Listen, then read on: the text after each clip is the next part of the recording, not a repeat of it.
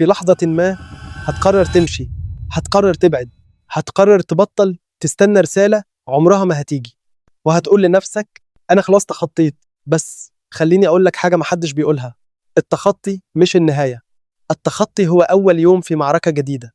أنت فاكر إنك لما تمشي هترتاح، بس اللي بيحصل غالبا هدوء غريب، فراغ ثقيل، وإحساس إنك تايه أكتر من الأول، لأنك خرجت من شخص بس لسه ما رجعتش لنفسك. خليني أقول لك الحقيقة المؤلمة: التعلق كان مالي مساحة في يومك، تفكيرك، مشاعرك، حتى قراراتك. ولما المساحة دي بقت فاضية، حياتك بقت فاضية.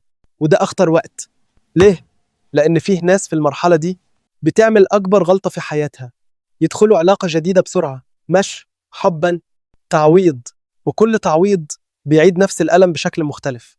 ما بعد التخطي مش بحث عن حد جديد، ما بعد التخطي هو إعادة بناء نفسك. أول مرحلة الصدمة الهادية.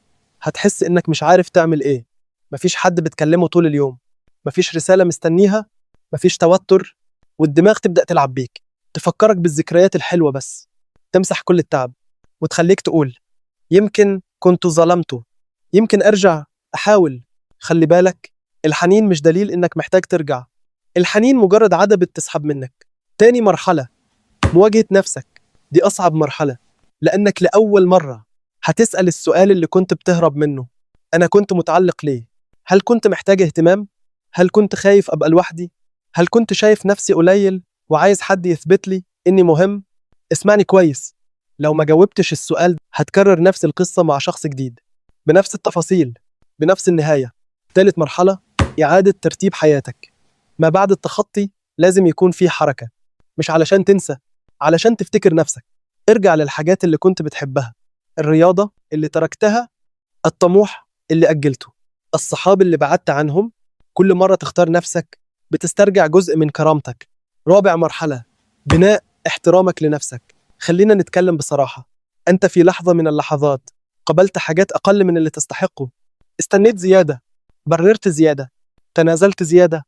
ما بعد التخطي هو وعد جديد لنفسك، وعد إنك المرة الجاية مش هتجري ورا حد، مش هتترجى اهتمام، مش هتقلل من نفسك علشان حد يفضل. العلاقة الصحية مش مطاردة، العلاقة الصحية اختيار متبادل. خامس مرحلة تتعلم تعيش لوحدك من غير خوف. اللي مش بيعرف يقعد مع نفسه هيتعلق بأي حد يدخل حياته. اقعد مع نفسك من غير تشتيت، من غير موبايل، من غير هروب.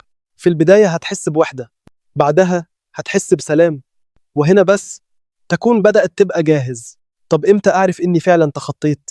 لما تفتكر الشخص من غير ما قلبك يشد، لما تشوف اسمه وما تحسش إن الدنيا وقفت، لما تبقى سعيد بحياتك حتى لو مفيش حد فيها. ساعتها بس تبقى ما بعد التخطي اكتملت. خليني أقول لك آخر حاجة: التخطي مش إنك تنسى حد، التخطي إنك تبقى أقوى من الذكرى. وما بعد التخطي مش إنك تلاقي حب جديد، ما بعد التخطي إنك تلاقي نفسك. أنا مستر ستيك، ولو وصلت لحد هنا يبقى أنت فعلا بتكبر.